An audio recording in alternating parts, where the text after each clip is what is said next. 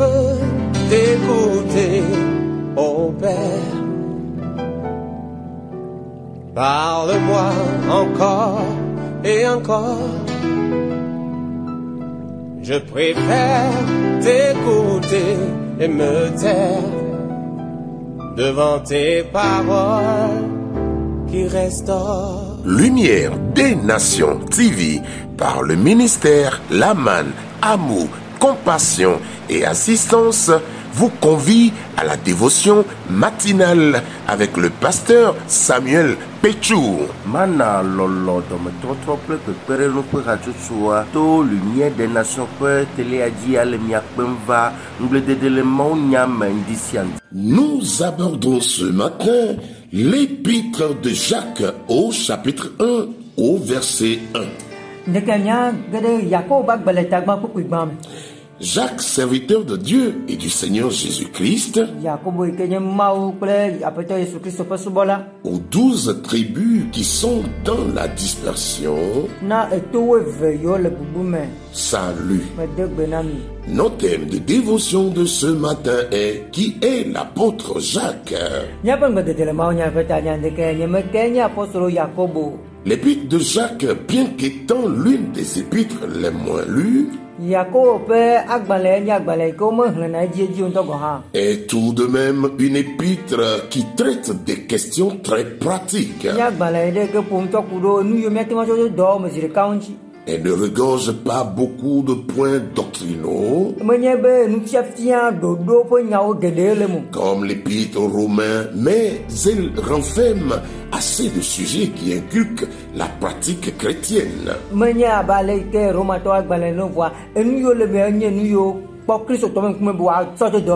Nous pourrions même la nommer l'épître des œuvres ou du comportement chrétien au quotidien. En introduction de sa lettre, l'auteur se présente Jacques, serviteur de Dieu et du Seigneur Jésus-Christ. Salue tout le peuple de Dieu qui vit dispersé à travers le monde. Jacques, qui a écrit cette épître, n'est pas le frère de Jean, car ce dernier a été très tôt tué par Hérode. Ce que nous pouvons lire dans Acte 12, verset 2. Donc c'est au contraire Jacques dont il est parlé en Acte 15, 13. À la conférence de Jérusalem et dans Acte 21, 18. Donc l'apôtre Paul l'appelle Jacques le frère du Seigneur en Galates 1, verset 19.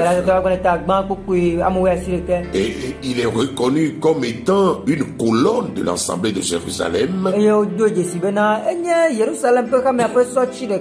Ce que nous pouvons lire dans Galates 2, verset 9. Donc il semble être resté à Jérusalem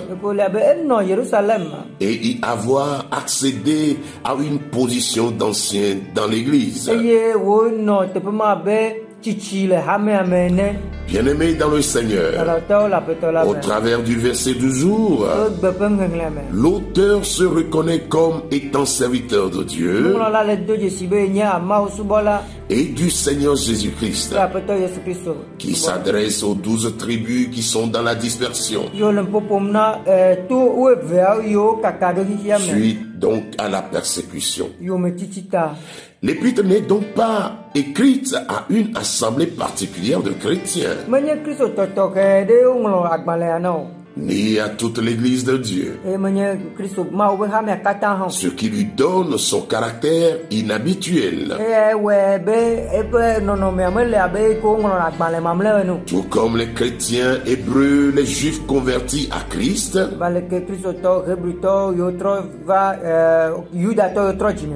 vivant à Jérusalem où qu'ils se trouvent, et par conséquent, ils avaient tendance à rester attachés à leur synagogue et donc à leur tradition juive. Donc, entre la tradition juive et la nouvelle donne,